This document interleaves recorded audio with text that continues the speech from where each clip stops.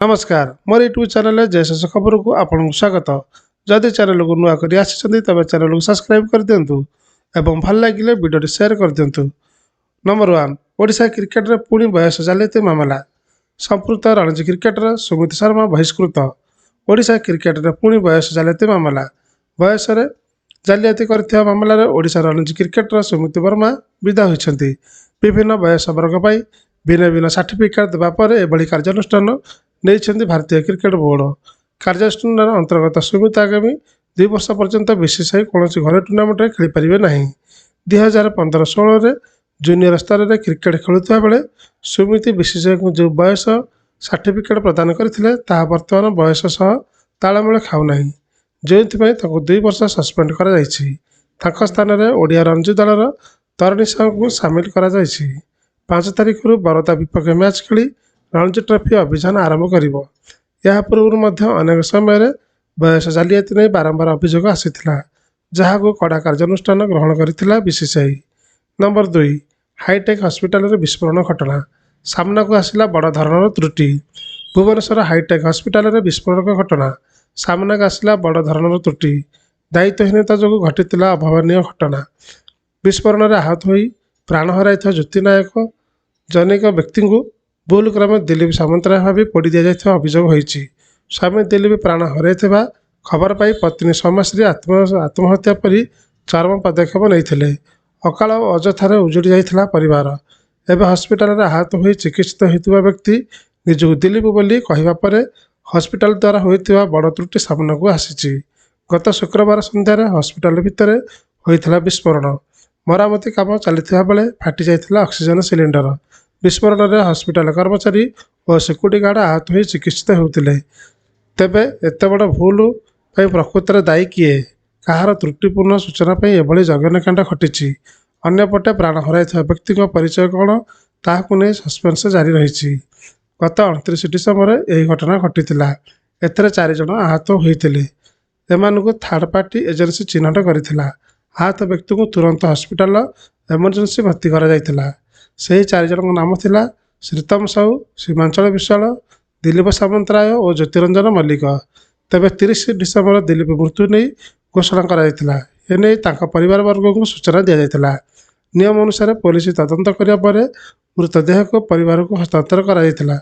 परिवार पक्षर हिंदू आईन अनुसार शेषकृत्य करा। द्वितीय आहत व्यक्ति श्रीतम साहू मृत्यु गत 3 तारिख होता। चिन्हट होता आहत व्यक्ति परिचय अनुसार 2 जन बची जाते। से सीमांचल विश्वाल और ज्योतिरंजन मल्लिक। ज्योति को भेंटिलेटर रखा जाइथिला। से गतकाली एक्टिव थिले। संध्यार जितेबाला राउंड लगी डाक्तर गले से दिलीप सामंतराय बोली कही। नहीं सृष्टि होता द्वंद्व। से प्राय 6 दिन धरी आईसीयू थे। पर परिवार को डक मनस्तत्व भित्ति को डक जाता। ज्योति और दिलीप परिवार को भी डक जाता। बर्तमान सुधा द्वंद्व दूर हो पारि नहीं। एने आईसीसी को सूचना दिया समाधान करने लगी अनुरोध करा। नंबर 3 जनवरी 5 प्रकाश पाइब चूड़ांत भोटर तालिका। राज्य में 3 कोटी अधिक भोटर। राज्य में मोट भोटर संख्या 3,32,36,36,360। पुरुष भोटर संख्या 1,68,50,50,949 जन। महिला भोटर हेले 1,63,82,031 जन। तृतीय लिंग भोटर अच्छा 3,380 जन। राज्य में युवा भोटर 18-19 वर्ष संख्या 7,54,946, जहाँकि विगत 5 वर्ष सर्वाधिक 2.27 शतकड़ा। दिव्यांग भोटर अच्छा 4,57,821 जन। 80 वर्ष बयस अधिक वरिष्ठ भोटर संख्या हूँ 6,85,048। 2024 नूतन भोटर तालिकार मोट 12,97,954 जन भोटर जोड़ी होती। 18-19 वर्ष बयस 4,76,969 जन युवा नुआ भोटर तालिकार सामिल होती। शुक्रवार जनवरी 5 तारिख चूड़ांत भोटर तालिका प्रकाश पाइला। आगामी निर्वाचन पर मुख्य निर्वाचन अधिकारी निकुंज बिहारी धल समस्त जातीय राज्यस्तरीय स्वीकृति प्राप्त राजनैतिक दल प्रतिनिधि को दे सर्वदलीय बैठक कराई। बैठक में चूड़ांत भोटर तालिका संपर्क में तथ्य देते श्री धल। निर्वाचन इस्ताहार घोषणा समय ପ୍ରତ୍ୟେକ ଦଳ ଆଦର୍ଶ ଆଚରଣ ବିଧି ନିୟମକୁ କଡ଼ାକଡ଼ି ଭାବେ ପାଳନ କରିବା ପାଇଁ ବୈଠକରେ ଅବଗତ କରାଯାଇଥିଲା। ନମ୍ବର 4 ମୁକେଶ ଆମ୍ବାନୀଙ୍କୁ ପଛରେ ପକାଇ ଭାରତର ସବୁଠାରୁ ଧନୀ ବ୍ୟକ୍ତି ହେଲେ ଗୌତମ ଆଦାନୀ। ପୁଣି ଭାରତର 1 ନମ୍ବର ଧନୀ ତାଲିକାକୁ ଫେରିଛନ୍ତି ଗୌତମ ଆଦାନୀ। ହିଣ୍ଡେନବର୍ଗ ରିପୋର୍ଟ ପରେ ଦୋହଲି ଯାଇଥିବା ଆଦାନୀ ସାମ୍ରାଜ୍ୟ ପୁଣି ଥରେ ଶକ୍ତ ଯୋଗାଡ଼ କରି ଆଗକୁ ବଢ଼ିଛି। ଏହା ସହିତ ଗୌତମ ଆଦାନୀ ରିଲାଏନ୍ସ ଇଣ୍ଡଷ୍ଟ୍ରିର ମାଲିକ ମୁକେଶ ଆମ୍ବାନୀଙ୍କୁ ପଛରେ ପକାଇ ଭାରତ ଏବଂ ଏସିଆର 1 ନମ୍ବର ଧନୀ ତାଲିକାର ପ୍ରଥମ ସ୍ଥାନ ଦଖଲ କରିଛନ୍ତି। ଏଥିସହ ଆଦାନୀ ବିଶ୍ୱ ଧନୀ ତାଲିକାରେ ମଧ୍ୟ ଲମ୍ବା ଡିଆଁ ମାରି 12 ନମ୍ବର ତାଲିକାରେ ପହଞ୍ଚିଛନ୍ତି ଏବଂ ତାଙ୍କୁ ପଛରେ ମୁକେଶ ଆମ୍ବାନୀ 13 ନମ୍ବର ସ୍ଥାନରେ ରହିଛନ୍ତି। ଏହା ପୂର୍ବରୁ ଡିସେମ୍ବର 2023ରେ ମୁକେଶ ବିଶ୍ୱ ଧନୀ ତାଲିକାର 14 ନମ୍ବର ସ୍ଥାନକୁ ଉଠିଥିବା ବେଳେ ଆଦାନୀ 15ତମ ସ୍ଥାନରେ ରହିଥିଲେ। ବର୍ତ୍ତମାନ ଆଦାନୀଙ୍କ ମୋଟ ସମ୍ପତ୍ତି 97.6 ବିଲିୟନ ଆମେରିକା ଡଲାର ରହିଛି, ଯାହା ଗତ ବର୍ଷ ସମାନ ସମୟରେ 13.3 ବିଲିୟନ ଡଲାର ଥିଲା। କିନ୍ତୁ ହିଣ୍ଡେନବର୍ଗ ରିପୋର୍ଟ ଆସିବା ପରେ ଆଦାନୀ ସମୂହର ସମ୍ପତ୍ତି ବିପୁଳ ହ୍ରାସ ପାଇଥିଲା। ନମ୍ବର 5 ଉତ୍ତରପ୍ରଦେଶ ଏସ୍ଟିଏଫ୍ ଟିମ୍କୁ ବଡ଼ ସଫଳତା। କୁଖ୍ୟାତ ଅପରାଧୀ ବିନୋଦ ଉପାଧ୍ୟାୟ ଏନକାଉଣ୍ଟରରେ ସଫା। ଉତ୍ତରପ୍ରଦେଶ ସ୍ପେଶାଲ ଟାସ୍କ ଫୋର୍ସକୁ ଏକ ବଡ଼ ସଫଳତା। କୁଖ୍ୟାତ ଅପରାଧୀ ବିନୋଦ ଉପାଧ୍ୟାୟକୁ ଏନକାଉଣ୍ଟରରେ ନିପାତ କଲା ଏସ୍ଟିଏଫ୍ ଟିମ୍। ରାଜ୍ୟର ବିଭିନ୍ନ ଅଞ୍ଚଳରେ ଅପରାଧ ଘଟାଇ ଚାଲିଥିଲା ବିନୋଦ। ତା ବିରୁଦ୍ଧରେ ବିଭିନ୍ନ ଥାନାରେ ଏକାଧିକ ମାମଲା ଥିବାବେଳେ ପୋଲିସ ତାକୁ ଧରାଇ ଦେବାକୁ 1 ଲକ୍ଷ ଟଙ୍କାର ପୁରସ୍କାର ରାଶି ଘୋଷଣା କରିଥିଲା। ଶେଷରେ ଆଜି ସୁଲତାନପୁର ଜିଲ୍ଲାର କୋଟୱାଲି ଜିଲ୍ଲାରେ ବିନୋଦକୁ ଏନକାଉଣ୍ଟର କରିଛି ଏସ୍ଟିଏଫ୍ ଟିମ୍। ମିଳିଥିବା ସୂଚନା ଅନୁଯାୟୀ କୋଟୱାଲି ବିନୋଦ ଲୁଚି ରହିଥିବା ନେଇ ଖବର ପାଇଥିଲା। ଏହି ଅଞ୍ଚଳରେ ଖୋଜାଖୋଜି କରିବା ସମୟରେ ପୋଲିସ ଓ ବିନୋଦ ମଧ୍ୟରେ ଗୁଳି ବିନିମୟ ହୋଇଥିଲା। ଏଥିରେ ବିନୋଦ ଆହତ ହୋଇଥିଲା। ଡାକ୍ତରଖାନାରେ ତାଙ୍କ ମୃତ ଘୋଷଣା କରାଯାଇଛି।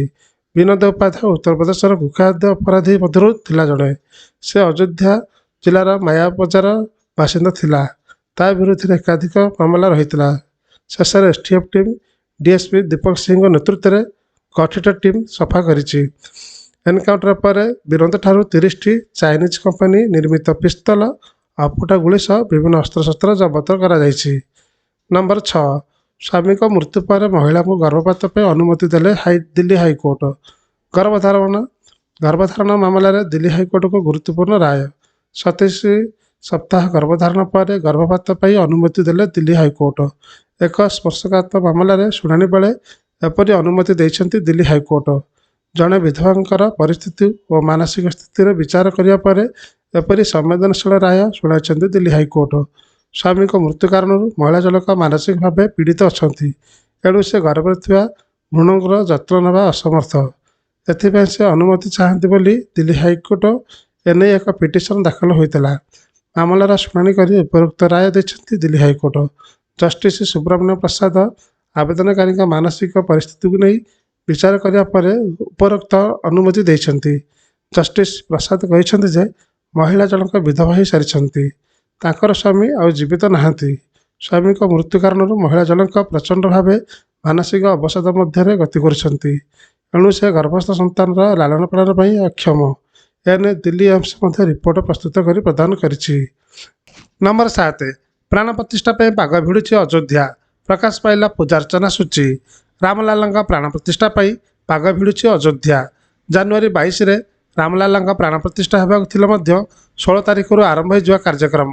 ସାମ୍ନାକୁ ଆସିଲା ଜାନୁଆରୀ 16ରୁ 22 ଯାଏଁ ହେବାକୁ ଥିବା ସମସ୍ତ ପୂଜାର୍ଚ୍ଚନା ସୂଚୀ। ଜାତୀୟ ଗଣମାଧ୍ୟମରେ ପ୍ରକାଶିତ ଖବର ଅନୁସାରେ 16 ତାରିଖରେ ଶ୍ରୀରାମ ଜନ୍ମଭୂମି ତୀର୍ଥକ୍ଷେତ୍ର ପକ୍ଷରୁ ନିଯୁକ୍ତ ଆୟୋଜନ ସରଜୁ ତଟରେ ପୂଜାର୍ଚ୍ଚନା କରିବେ। 17ରେ ରାମଲାଲାଙ୍କ ବିଗ୍ରହ ସରଜୁ ତଟକୁ ମଙ୍ଗଳ କଳସ ଶୋଭାଯାତ୍ରାରେ ଅଣାଯିବ।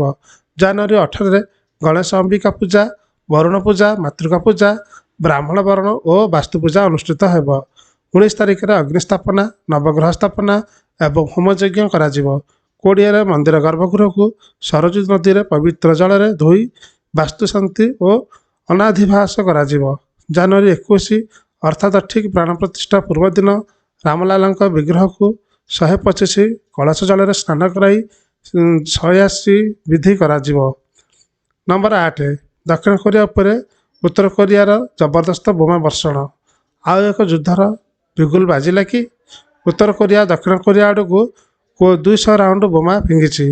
ଯଦିଓ ଏହି ବୋମା ଦକ୍ଷିଣ କୋରିଆ ଅଞ୍ଚଳରେ ପଡ଼ିନାହିଁ, ତଥାପି ଏହି ଅଞ୍ଚଳରେ ବିଶୃଙ୍ଖଳା ଦେଖାଯାଇଛି।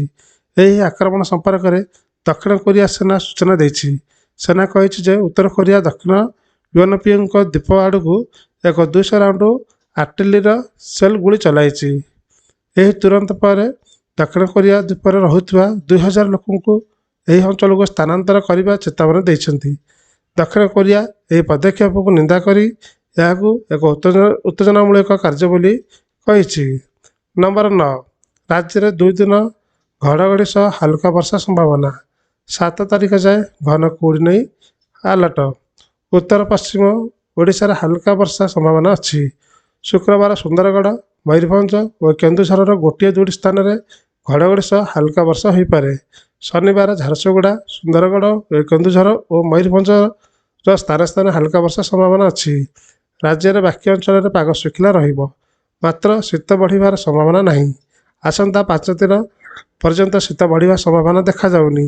ହେଲେ ଦକ୍ଷିଣ ଓ ଆଭ୍ୟନ୍ତରୀଣ ଓଡ଼ିଶା ସମେତ ଉପକୂଳ କେତେକ ଅଞ୍ଚଳରେ କୁହୁଡ଼ି ରହିବ। ଆସନ୍ତା 3 ଦିନ ଘନ କୁହୁଡ଼ି ସମ୍ଭାବନା ଅଛି। ପାଣିପାଗ ବିଭାଗ କହିଛି 7 ତାରିଖ ସକାଳ ପର୍ଯ୍ୟନ୍ତ ରାଜ୍ୟର ବିଭିନ୍ନ ସ୍ଥାନରେ ମଧ୍ୟମରୁ ଘନ କୁହୁଡ଼ି ଘେରିପାରେ। ଶୁକ୍ରବାର ସକାଳେ ସୁନ୍ଦରଗଡ଼, ଝାରସୁଗୁଡ଼ା, ସମ୍ବଲପୁର, ବରଗଡ଼, ସୋନପୁର, କଳାହାଣ୍ଡି, କନ୍ଧମାଳ, ରାୟଗଡ଼ା, ନବରଙ୍ଗପୁର, କୋରାପୁଟ, ମାଲକାନଗିରି, ନୟାଗଡ଼, ଖୋର୍ଦ୍ଧା, କଟକ, ଢେଙ୍କାନାଳ ଜିଲ୍ଲାରେ କେତେକ ସ୍ଥାନରେ ମଧ୍ୟମରୁ ଘନ କୁହୁଡ଼ି ସମ୍ଭାବନା ଅଛି। Number 10, India versus Afghanistan. Bharat Afghanistan T20 series match କେବେ ଓ କେଉଁଠାରେ ସମ୍ପୂର୍ଣ୍ଣ କାର୍ଯ୍ୟସୂଚୀ ଜାଣନ୍ତୁ। ଭାରତ ବନାମ ଆଫଗାନିସ୍ତାନ T20 ସିରିଜ୍ କାର୍ଯ୍ୟସୂଚୀ। ଦକ୍ଷିଣ ଆଫ୍ରିକାର ସମସ୍ତ 3ଟି ଫର୍ମାଟ ଖେଳିବା ପରେ ବର୍ତ୍ତମାନ ଭାରତୀୟ ଦଳ ପୁଣି ଥରେ ଘରୋଇ ମାଟିରେ ଖେଳିବାକୁ ଯାଉଛନ୍ତି। ଭାରତୀୟ ଦଳ ଚଳିତ ମାସରେ ଭାରତର ଧଳା ବଲ୍ କ୍ରିକେଟର ସବୁଠାରୁ ସ୍ୱଳ୍ପ ଫର୍ମାଟରେ ପଡ଼ିଆରେ ଦେଖିବାକୁ ମିଳିବ। ବର୍ତ୍ତମାନ 3ଟି T20 ମ୍ୟାଚ୍ରେ ଏକ ସିରିଜ୍ ଖେଳାଯିବ। ଭାରତୀୟ ଦଳ ଆଫଗାନିସ୍ତାନ ବିପକ୍ଷରେ T20 ମ୍ୟାଚ୍ ସିରିଜ୍ ଖେଳିବାକୁ ଯାଉଛି। ଆଫଗାନିସ୍ତାନ ଦଳ ଭାରତ ଗସ୍ତ କରିବ। ପ୍ରଥମ ଥର ପାଇଁ 2 ଦେଶ ମଧ୍ୟରେ ଦ୍ୱିପାକ୍ଷିକ ସିରିଜ୍ ଖେଳାଯିବ। ଏହା ପୂର୍ବରୁ 2 ଦଳ ମଧ୍ୟରେ 5ଟି T20 ସିରିଜ୍ ହୋଇସାରିଛି, କିନ୍ତୁ ଇଭେଣ୍ଟ ଏକ ନିରପେକ୍ଷ ସ୍ଥାନରେ ଅନୁଷ୍ଠିତ ହୋଇଥିଲା। ଭାରତ 4ଟି ଜିତିଥିଲା ଏବଂ ଗୋଟିଏ ମ୍ୟାଚ୍ ଟାଇ ହୋଇଥିଲା। ଏଥର ଆଫଗାନିସ୍ତାନ ଦଳ ଭାରତ ଗସ୍ତରେ ଆସୁଛନ୍ତି। ନିକଟରେ ଆଫଗାନିସ୍ତାନ UAE T20 ସିରିଜ୍ ଖେଳିଥିଲା ଏବଂ ସେଠାରେ ଜିତିଥିଲା। UAE ବିପକ୍ଷ T20 ସିରିଜରେ ଆଫଗାନିସ୍ତାନ ଦଳ 2-1ରେ ଜିତିଛି। ଆଫଗାନିସ୍ତାନ ଦଳ ଭାରତ ଗସ୍ତରେ ମାତ୍ର 3ଟି T20 ମ୍ୟାଚ୍ ଖେଳିବ। ଭାରତ ବନାମ ଆଫଗାନିସ୍ତାନ T20 ସିରିଜ୍ ମ୍ୟାଚ୍ କେବେ ହେବ? ଜାନୁଆରୀ 11ରୁ ଏହି ସିରିଜ୍ ଆରମ୍ଭ ହେବ। ପ୍ରଥମ T20 ମ୍ୟାଚ୍ ମହିଳାରେ ଖେଳାଯିବ। ଏହା ପରବର୍ତ୍ତୀ ମ୍ୟାଚ୍ 14 ଜାନୁଆରୀରେ ଖେଳାଯିବ। ଏହି ସିରିଜର ଶେଷ ମ୍ୟାଚ୍ 17 ଜାନୁଆରୀରେ ଖେଳାଯିବ। ଏହା ସହିତ ସିରିଜ୍ ଶେଷ ହେବ। ଭାରତ ବନାମ ଆଫଗାନିସ୍ତାନ T20 ସିରିଜ୍ ମ୍ୟାଚ୍ କେଉଁଠାରେ ହେବ? ଭାରତ ଏବଂ ଆଫଗାନିସ୍ତାନ ମଧ୍ୟରେ T20 ସିରିଜ୍ ମ୍ୟାଚ୍ ପ୍ରଥମେ ମୋହାଲିର PCI ଷ୍ଟାଡିୟମରେ ଖେଳାଯିବ। ଏହା ପରେ ପରବର୍ତ୍ତୀ ମ୍ୟାଚ୍ ଇନ୍ଦୋର ହୋଲକର ଷ୍ଟାଡିୟମରେ ଖେଳାଯିବ। ତୃତୀୟ ତଥା ଅନ୍ତିମ ମ୍ୟାଚ୍ ବେଙ୍ଗାଲୁରୁ M ଚିନ୍ନାସ୍ୱାମୀ ଷ୍ଟାଡିୟମରେ ଖେଳାଯିବ। ମ୍ୟାଚ୍ ସନ୍ଧ୍ୟା 7ଟା ସୁଦ୍ଧା ଆରମ୍ଭ ହେବ। ଭାରତ ବନାମ ଆଫଗାନିସ୍ତାନ T20 ସିରିଜ୍ କାର୍ଯ୍ୟସୂଚୀ। ପ୍ରଥମ T20 11 ଜାନୁଆରୀ ମୋହାଲି, ଦ୍ୱିତୀୟ T20 14 ଜାନୁଆରୀ ଇନ୍ଦୋର, ତୃତୀୟ T20 17 ଜାନୁଆରୀ ବେଙ୍ଗାଲୁରୁ। ନମ୍ବର 11, ପୂର୍ବତନ ପ୍ରଧାନମନ୍ତ୍ରୀଙ୍କୁ ଛାଡ଼ି ନଥିବା ସେବାୟତ କେମିତି ଛାଡ଼ିଲେ କାମିଆ ଜାନିଙ୍କୁ? ଥମୁନି କାମିଆ ଜାନି ପ୍ରସଙ୍ଗ। ନିର୍ବାଚନ ଯେତିକି ପାଖେଇ ଆସୁଛି କାମିଆ ଜାନି ପ୍ରସଙ୍ଗ ସେତିକି ତୀବ୍ରତା ହେଉଛି। କାମିଆ ଜାନି ପ୍ରସଙ୍ଗରେ ବିଜେପିର ପ୍ରଶ୍ନବାଣ। ପୂର୍ବତନ ପ୍ରଧାନମନ୍ତ୍ରୀ ଇନ୍ଦିରା ଗାନ୍ଧୀଙ୍କୁ ସେବାୟତମାନେ ଶ୍ରୀମନ୍ଦିର ଭିତରକୁ ଛାଡ଼ି ନଥିବା ବେଳେ କେମିତି କାମିଆ ଜାନିଙ୍କୁ ଶ୍ରୀମନ୍ଦିର ଭିତରକୁ ଛାଡ଼ିଲେ ବୋଲି ପ୍ରଶ୍ନ କରିଛନ୍ତି ବିଜେପି ସାଂସଦ ପ୍ରତାପ ଷଡ଼ଙ୍ଗୀ। ନମ୍ବର 12, ରାଜ୍ୟର 21 ସଂସଦୀୟ କ୍ଷେତ୍ରକୁ ଆସିବ କେନ୍ଦ୍ରୀୟ ନେତା, ଜୟନାରାୟଣ ମିଶ୍ର କହିଛନ୍ତି। ଆଗାମୀ ନିର୍ବାଚନ ରାଜନୈତିକ ଦଳଗୁଡ଼ିକ ସକ୍ରିୟ ଦେଖାଯାଇଛି। ନେତାମାନେ ଲୋକ ସମର୍ଥନ ସଂଗ୍ରହ କରିବାରେ ବ୍ୟସ୍ତ ରହୁଛନ୍ତି। ଆଗାମୀ ଦିନରେ କେନ୍ଦ୍ରୀୟ ନେତାମାନେ ମଧ୍ୟ ଓଡ଼ିଶା ଗସ୍ତରେ ଆସିବେ। ବିରୋଧୀ ଦଳ ନେତା ଜୟନାରାୟଣ ମିଶ୍ର କହିଛନ୍ତି 21 ସଂସଦୀୟ କ୍ଷେତ୍ରକୁ 21 କେନ୍ଦ୍ର ନେତୃତ୍ୱ ଆସିବେ। ଓଡ଼ିଶାକୁ ପ୍ରଧାନମନ୍ତ୍ରୀ ନରେନ୍ଦ୍ର ମୋଦି, ଗୃହମନ୍ତ୍ରୀ ଅମିତ ଶାହା ଓ ଉତ୍ତରପ୍ରଦେଶ ମୁଖ୍ୟମନ୍ତ୍ରୀ ଯୋଗୀ ଆଦିତ୍ୟନାଥ ଆସିବେ। ନମ୍ବର 13, ସମ୍ବଲପୁର ଜିଲ୍ଲା ବିଜେଡିର ହଲଚଲ, ପ୍ରମୋଦ ରଥ ବିଜେଡିରୁ ବହିଷ୍କୃତ। ନିଜେ ଦଳ ଛାଡ଼ିବାକୁ ସଜବାଜ ହେଉଥିଲେ, ହେଲେ ଏହା ପୂର୍ବରୁ ଦଳ ବିତାଡ଼ି ଦେଲା। ଏପରି ଏକ ଘଟଣା ଯୋଗୁଁ ଆଜି ସମ୍ବଲପୁର ଜିଲ୍ଲା ବିଜେଡିର ହଇଚଇ ସୃଷ୍ଟି ହୋଇଛି। ଜିଲ୍ଲା ବିଜେଡି କମିଟି ଉପଦେଷ୍ଟା ପଦରୁ ପ୍ରମୋଦ ରଥଙ୍କୁ ବହିଷ୍କାର କଲା ଦଳ। ଏନେଇ ଦଳ ପକ୍ଷରୁ ପ୍ରେସ୍ ରିଲିଜ୍ ଜରିଆରେ ସୂଚନା ଦିଆଯାଇଛି। ଦଳ ବିରୋଧୀ କାର୍ଯ୍ୟକଳାପ ପାଇଁ ପ୍ରମୋଦ ରଥଙ୍କୁ ପଦରୁ ବହିଷ୍କାର କରାଯାଇଥିବା ପ୍ରେସ୍ ରିଲିଜରେ ସୂଚନା ଦିଆଯାଇଛି। ତେବେ ପ୍ରମୋଦଙ୍କୁ ହଠାତ୍ ବହିଷ୍କାର କରାଯିବା ନେଇ ସମ୍ବଲପୁର ରାଜନୀତିରେ ହଲଚଲ ସୃଷ୍ଟି ହୋଇଛି। ଗୋଟିଏ ପଟେ ନିଜେ ପ୍ରମୋଦ ରଥ ବିଜେଡ଼ିରୁ ଇସ୍ତଫା ଦେବା ଲାଗି ଏକ ସାମ୍ବାଦିକ ସମ୍ମିଳନୀ ଆୟୋଜନ କରିଥିଲେ, ହେଲେ ତା ପୂର୍ବରୁ ତାଙ୍କୁ ଦଳରୁ ବହିଷ୍କାର କରାଯାଇଛି। ଗତକାଲି ସମ୍ବଲପୁରରେ ବିଜେଡ଼ିର ବରିଷ୍ଠ ନେତାଙ୍କ ଗୁରୁତ୍ୱପୂର୍ଣ୍ଣ ବୈଠକ ବସିଥିଲା, ଯେଉଁଥିରେ ଦଳର ସାଂଗଠନିକ ରଣନୀତି ନେଇ ଆଲୋଚନା ହୋଇଥିଲା। ସେପଟେ ଦଳରୁ ବହିଷ୍କାର ନେଇ ପ୍ରମୋଦ ନିଜ ପ୍ରତିକ୍ରିୟାରେ କହିଛନ୍ତି, ପଶ୍ଚିମ ଓଡ଼ିଶାର ବେଞ୍ଚ ସ୍ଥାପନ ଦିଗରେ ରାଜ୍ୟ ସରକାରଙ୍କ ଆନ୍ତରିକତା ନାହିଁ। ମୁଁ ଦଳର ସକ୍ରିୟ କର୍ମୀ ନଥିଲି। ସେମାନେ 2019 ମସିହାରେ ମୋତେ ସାଇଡ୍ କରି ଦେଇଥିଲେ। ମୁଁ ଦଳର କୌଣସି ପଦବୀରେ ନାହିଁ। ଦଳର ସତ କହିବା ଯଦି ଅପରାଧ ତାହେଲେ ସେ ଏହାକୁ 1000 ଥର କହିବେ। ଏଥିସହ ପଶ୍ଚିମ ଓଡ଼ିଶାର ହାଇକୋର୍ଟ ସ୍ଥାୟୀ ବେଞ୍ଚ ସ୍ଥାପନ ପ୍ରସଙ୍ଗରେ ବି ସେ ରାଜ୍ୟ ସରକାରଙ୍କୁ ପୁଣି ସେ ଟାର୍ଗେଟ କରିଛନ୍ତି। ତେବେ ଏନେଇ ବିଜେଡ଼ିର ପ୍ରତିକ୍ରିୟା ମିଳିନାହିଁ। ନମ୍ବର 14, ଏବେ ଗ୍ରାମାଞ୍ଚଳରେ ସମସ୍ତଙ୍କୁ BSKY ନବୀନ କାର୍ଡ ଦେବାକୁ ନିଷ୍ପତ୍ତି। କାର୍ତ୍ତିକ ପାଣ୍ଡିଆନ। କଟକରେ ଆମ ଓଡ଼ିଶା ନବୀନ କାର୍ଯ୍ୟକ୍ରମ ଅନୁଷ୍ଠିତ ହୋଇଯାଇଛି। କଟକର ତଳ ବାଲିଯାତ୍ରା ପଡ଼ିଆରେ ଛାତ୍ରଛାତ୍ରୀମାନଙ୍କୁ ଉଦ୍ବୋଧନ ଦେବା ସମୟରେ ଉପର ବାଲିଯାତ୍ରା ପଡ଼ିଆରେ ଅନୁଷ୍ଠିତ ଆମ ନବୀନ ଓଡ଼ିଶା କାର୍ଯ୍ୟକ୍ରମରେ ଯୋଗ ଦେଇଥିଲେ 5T ଓ ଓଡ଼ିଶା ଅଧ୍ୟକ୍ଷ କାର୍ତ୍ତିକ ପାଣ୍ଡିଆନ। ଆୟୋଜିତ କାର୍ଯ୍ୟକ୍ରମରେ ପଞ୍ଚାୟତ ସ୍ତରରୁ ଜିଲ୍ଲା ସ୍ତର ପର୍ଯ୍ୟନ୍ତ ନେତା ଓ କର୍ମୀ ଉପସ୍ଥିତ ରହିଥିଲେ। ଏହି କାର୍ଯ୍ୟକ୍ରମରେ କଟକ ଜିଲ୍ଲାର ସମସ୍ତ ନିର୍ବାଚନ ମଣ୍ଡଳୀର ବିଜେଡି ନେତୃବୃନ୍ଦଙ୍କୁ ଉଦ୍ବୋଧନ ଦେଇଥିଲେ 5T ନବୀନ ଓଡ଼ିଶା ଅଧ୍ୟକ୍ଷ କାର୍ତ୍ତିକ ପାଣ୍ଡିଆନ। ଏହାସହ ଆଗାମୀ ନିର୍ବାଚନରେ ମୁଖ୍ୟମନ୍ତ୍ରୀ ନବୀନ ପଟ୍ଟନାୟକଙ୍କ ହାତମୁଠା ଟାଣ କରିବା ପାଇଁ କହିଥିଲେ। ଏହି କାର୍ଯ୍ୟକ୍ରମ ବିଭିନ୍ନ ପଞ୍ଚାୟତର ଅଭିଯୋଗ ଗ୍ରହଣ କରିଥିଲେ ଓ 7 ଦିନ ମଧ୍ୟରେ ଅଭିଯୋଗର ସମାଧାନ କରାଯିବ ବୋଲି କହିଥିଲେ 5T ଅଧ୍ୟକ୍ଷ। ନମ୍ବର 15, ପ୍ରଧାନମନ୍ତ୍ରୀ ମୋଦିଙ୍କ ଗସ୍ତ ପରେ ଲଗାତାର ଦ୍ୱିତୀୟ ଦିନ ଗୁଗଲ ଟପ୍ ସର୍ଚ୍ଚରେ ଲାକ୍ଷାଦ୍ୱୀପ। ପ୍ରଧାନମନ୍ତ୍ରୀ ନରେନ୍ଦ୍ର ମୋଦି ଲାକ୍ଷାଦ୍ୱୀପ ଗସ୍ତରେ ଯାଇଥିବା ବେଳେ ଏହାର ସୌନ୍ଦର୍ଯ୍ୟ ପ୍ରେମରେ ପଡ଼ିଛନ୍ତି। ଏଥିସହ ବିଦେଶ ଭ୍ରମଣରେ ଯାଉଥିବା ସମସ୍ତ ଭାରତୀୟଙ୍କୁ ଲାକ୍ଷାଦ୍ୱୀପ ଆସି ବୁଲିଯିବାକୁ ଅପିଲ କରିଥିଲେ। ନିକଟରେ ପ୍ରଧାନମନ୍ତ୍ରୀ ଏହି ଗସ୍ତ ପରେ ସୋସିଆଲ ମିଡ଼ିଆରେ ତାଙ୍କର ଅନୁଭୂତି ସେୟାର କରିଥିଲେ। ଏହାପରେ ବିଶ୍ୱବ୍ୟାପୀ ସୋସିଆଲ ମିଡ଼ିଆରେ ପ୍ରଧାନମନ୍ତ୍ରୀଙ୍କ ଅନୁଗାମୀ ଓ ଭାରତୀୟମାନେ ଲାକ୍ଷାଦ୍ୱୀପରେ ଭ୍ରମଣ କରିବାକୁ ଥିବା ବିଭିନ୍ନ ସ୍ଥାନ ଓ ସୌନ୍ଦର୍ଯ୍ୟତା ବିଷୟରେ ଜାଣିବାକୁ ଗୁଗଲରେ ସର୍ଚ୍ଚ କରିବା ପାଇଁ ଚେଷ୍ଟା କରିଛନ୍ତି। ଏହି ସଂଖ୍ୟା ଏତେ ରହିଛି ଯେ ଲଗାତାର ଦ୍ୱିତୀୟ ଦିନ ପାଇଁ ଲାକ୍ଷାଦ୍ୱୀପ ଗୁଗଲ ଟପ୍ ସର୍ଚ୍ଚରେ ରହିଛି। ପ୍ରାୟ 50,000 ଲୋକ ଏହାକୁ ଗୁଗଲ କରିବା ସହ ଶୁକ୍ରବାର ଲାକ୍ଷାଦ୍ୱୀପର ସୌନ୍ଦର୍ଯ୍ୟତା ବିଷୟରେ ଜାଣିବାକୁ ଚାହିଁଛନ୍ତି। ଶୁକ୍ରବାର ବିଦେଶ ମନ୍ତ୍ରୀ ଏସ୍ ଜୟଶଙ୍କର କହିଛନ୍ତି ଯେ ପ୍ରଧାନମନ୍ତ୍ରୀଙ୍କ ଲାକ୍ଷାଦ୍ୱୀପ ଗସ୍ତ ପରେ ଏଠାରେ ଥିବା ଦ୍ୱୀପ ସମୂହ ଏବଂ ପର୍ଯ୍ୟଟନ ବିଶ୍ୱବାସୀଙ୍କ ଦୃଷ୍ଟି ଆକର୍ଷଣ କରିଛି, ଯାହା ଲାକ୍ଷାଦ୍ୱୀପ ସମୃଦ୍ଧି ପାଇଁ ଅଧିକ ପରିଦର୍ଶକଙ୍କୁ ଆକୃଷ୍ଟ କରିବ, ଯେଉଁଠି ସେମାନେ ଏହାର ଅନନ୍ୟ ସଂସ୍କୃତି ଏବଂ ପରମ୍ପରାକୁ ମଧ୍ୟ ଅନୁଭବ କରିବେ। ଏଥିସହ ସେ କହିଛନ୍ତି, ଯେହେତୁ ଭାରତ ଏବେ ବିଶ୍ୱ ପର୍ଯ୍ୟଟନ ପାଇଁ ପ୍ରସ୍ତୁତ, ଆସନ୍ତୁ ଆମର ମହାନ ଦେଶର ସୌନ୍ଦର୍ଯ୍ୟ ଏବଂ ବିବିଧତା ପ୍ରଦର୍ଶନ କରିବା। ନମ୍ବର 16, ଶ୍ରୀଦାଣ୍ଡ ଓ ଶ୍ରୀସତୀ ନିକଟରେ ହେବ ବିଶ୍ୱସ୍ତରୀୟ ଭେଣ୍ଡିଂ ଜୋନ୍। ଶ୍ରୀଦାଣ୍ଡ ଓ ଶ୍ରୀସତୀ ନିକଟରେ ବିଶ୍ୱସ୍ତରୀୟ ଭେଣ୍ଡିଂ ଜୋନ୍ ହେବା ନେଇ ସମୀକ୍ଷା କରିଛନ୍ତି ମୁଖ୍ୟ ଶାସନ ସଚିବ ପ୍ରଦୀପ କୁମାର ଜେନା। ପୂର୍ତ୍ତ ସଚିବଙ୍କ ସହ ଜିଲ୍ଲାପାଳ ଓ ଅନ୍ୟାନ୍ୟ ବରିଷ୍ଠ ଅଧିକାରୀ ଉପସ୍ଥିତ ଥିଲେ। ସମଗ୍ର ହେଉଥିବା ପାର୍କିଂ ବ୍ୟବସ୍ଥା ଅନୁଧ୍ୟାନ କରିବା ସହ ସେଠାରେ ଥିବା ଯାତ୍ରୀ ବିଶ୍ରାମାଗାର ଏବଂ ଶୌଚାଳୟ ବି ସମୀକ୍ଷା କରିଥିଲେ। ତେବେ ଏହି ସମୀକ୍ଷା ପରେ ଆରମ୍ଭ ହୋଇଥିଲା ବୈଠକ। ଅପରପକ୍ଷରେ ଶ୍ରୀମନ୍ଦିର ପରିକ୍ରମା ପ୍ରକଳ୍ପ ଲୋକାର୍ପଣ ଉତ୍ସବ ପାଇଁ ପୁରୀରେ ସୁରକ୍ଷା ବ୍ୟବସ୍ଥା କଡ଼ାକଡ଼ି କରାଯିବ। CCTV ବଳୟ ରହିବ ପୁରୀ ସହର। VIP ଓ ସାଧାରଣ ଭକ୍ତମାନଙ୍କ ସହ ଟ୍ରାଫିକ୍ ପରିଚାଳନା ପାଇଁ ରହିବ ସ୍ୱତନ୍ତ୍ର ବ୍ୟବସ୍ଥା। ଏନେଇ 11 ତାରିଖ ସୁଦ୍ଧା ଶ୍ରୀମନ୍ଦିର ପ୍ରଶାସନକୁ କାମ ହସ୍ତାନ୍ତର କରାଯିବ ଏବଂ 12ରୁ ଶ୍ରୀସେତୁ ସ୍ୱାଗତ ତୋରଣ ସାଧାରଣ ଲୋକଙ୍କ ପାଇଁ ଖୋଲା ରହିବ ବୋଲି କହିଛନ୍ତି ମୁଖ୍ୟ ଶାସନ ସଚିବ। ନମ୍ବର 17, ICC ଟେଷ୍ଟ ର୍ୟାଙ୍କିଙ୍ଗ ଭାରତକୁ ହଟାଇ 1 ନମ୍ବର ସ୍ଥାନରେ ଅଷ୍ଟ୍ରେଲିଆ। ICC ଟେଷ୍ଟ ର୍ୟାଙ୍କିଙ୍ଗରେ ଅଷ୍ଟ୍ରେଲିଆକୁ ବଡ଼ ସଫଳତା ମିଳିଛି। ଦଳ ଏବେ ବିଶ୍ୱ ଟେଷ୍ଟ ର୍ୟାଙ୍କିଙ୍ଗରେ 1 ନମ୍ବର ସ୍ଥାନରେ ପହଞ୍ଚି ଯାଇଛି। ଭାରତକୁ ତଳକୁ ଠେଲି କଙ୍ଗୋର ଟିମ୍ ଶୀର୍ଷ ସ୍ଥାନ ଦଖଲ କରିବାକୁ ସକ୍ଷମ ହୋଇଛି। ପାକିସ୍ତାନ ବିପକ୍ଷ 3ଟିଆ ଟେଷ୍ଟ ସିରିଜକୁ ଅଷ୍ଟ୍ରେଲିଆ 2-0ରେ ଆଗୁଆ ଜିତି ନେଇଛି। ଏଥିସହ ତୃତୀୟ ଟେଷ୍ଟରେ ମଧ୍ୟ କଙ୍ଗାରୁ ଟିମ୍ ଟପ୍ରେ ରହିଛି। ପାକିସ୍ତାନ ବିପକ୍ଷ ସିରିଜକୁ ଜିତିବା ପରେ ଅଷ୍ଟ୍ରେଲିଆ ଶୀର୍ଷ ସ୍ଥାନ ଦଖଲ କରିଛି। ଭାରତ କେପ୍ଟାଉନ୍ ଟେଷ୍ଟକୁ 7 ୱିକେଟରେ ଜିତିଥିଲେ ହେଁ ଦକ୍ଷିଣ ଆଫ୍ରିକା ବିପକ୍ଷ ସିରିଜ 1-1ରେ ଶେଷ ହୋଇଛି। ସିରିଜ ଡ୍ର ହେବାରୁ ଏହାର ଫାଇଦା ଅଷ୍ଟ୍ରେଲିଆକୁ ମିଳିଛି। ଭାରତ ଗୋଟିଏ ପଏଣ୍ଟ ହରାଇଥିବା ବେଳେ ଅଷ୍ଟ୍ରେଲିଆ 118 ପଏଣ୍ଟ ସହ ଶୀର୍ଷ ସ୍ଥାନରେ ପହଞ୍ଚି ଯାଇଛି। 117 ପଏଣ୍ଟ ସହ ଭାରତ ଦ୍ୱିତୀୟକୁ ଖସିଛି। ତୃତୀୟ ସ୍ଥାନରେ ଇଂଲଣ୍ଡ, ଚତୁର୍ଥ ଦକ୍ଷିଣ ଆଫ୍ରିକା, ପଞ୍ଚମରେ ନ୍ୟୁଜିଲାଣ୍ଡ, ଷଷ୍ଠରେ ପାକିସ୍ତାନ, ସପ୍ତମରେ ଶ୍ରୀଲଙ୍କା, ଅଷ୍ଟମରେ ୱେଷ୍ଟଇଣ୍ଡିଜ, ନବମରେ ବାଂଲାଦେଶ ଏବଂ 10ମରେ ଜିମ୍ବାୱେ ରହିଛନ୍ତି। ପାର୍ଟ ନମ୍ବର 18 ଚର୍ଚ୍ଚାରେ ବାପ ଝିଅଙ୍କୁ ଯୋଡ଼ି ଏକାଠି ପାଇଲେ ସରକାରୀ ଚାକିରି। ସୁଲତାନପୁର ପାଠ ପଢ଼ିବା ପାଇଁ କୌଣସି ବୟସ ସୀମା ନିଶ୍ଚିତ ହୋଇନାହିଁ। ପାଠପଢ଼ା ପ୍ରତି ଆଗ୍ରହ ଥିଲେ ମଣିଷ ଯେକୌଣସି ସମୟରେ ସଫଳତା ପାଇପାରିବ। ଏମିତି ଏକ ଘଟଣା ଉତ୍ତରପ୍ରଦେଶରେ ଦେଖିବାକୁ ମିଳିଛି।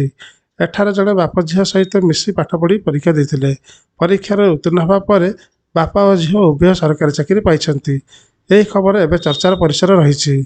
ନମ୍ବର 19 ମଝିଧରିଆରେ ମାଲବାହୀ ଜାହାଜ ଏମ୍ଭି ଲୀଲା ଅପହରଣ। ନୂଆଦିଲ୍ଲୀ ମଝି ସମୁଦ୍ରରେ ମାଲବାହୀ ଜାହାଜ ଏମ୍ଭି ଲୀଲାକୁ ଅପହରଣ କରିଛନ୍ତି। ଆରବ ସାଗରରେ ମାଲବାହୀ ଜାହାଜ ଅପହରଣ ହୋଇଯାଇଛି। ସୋମାଲିଆ ଉପକୂଳ ଦେଇ ଏକ ମାଲବାହୀ ଜାହାଜ ଯାଉଥିବା ସମୟରେ ଏହାକୁ ଅପହରଣ କରାଯାଇଥିବା ଜଣାପଡ଼ିଛି। ଅସ୍ତ୍ରଶସ୍ତ୍ର ଧରି 5ରୁ 6 ଜଣ ଅଜଣା ବ୍ୟକ୍ତି ଜାହାଜରେ ପଶି ମେରୁକୁ ପଣବନ୍ଦୀ କରିବା ସହ ଜାହାଜର ଗତିପଥ ବଦଳାଇ ଦେଇଛନ୍ତି। ଜାହାଜରେ ଥିବା କ୍ରୁ ମେମ୍ବରଙ୍କ ମଧ୍ୟରୁ 15 ଜଣ ଭାରତୀୟ ରହିଥିବା ଜଣାପଡ଼ିଛି। ମାଲବାହୀ ଜାହାଜ ହାଇଜାକ୍ ହୋଇଯାଇଥିବା ଖବର ମିଳିବା ପରେ ଉଦ୍ଧାର ପାଇଁ ପ୍ରକ୍ରିୟା ଆରମ୍ଭ କରିଛି ଭାରତୀୟ ନୌସେନା।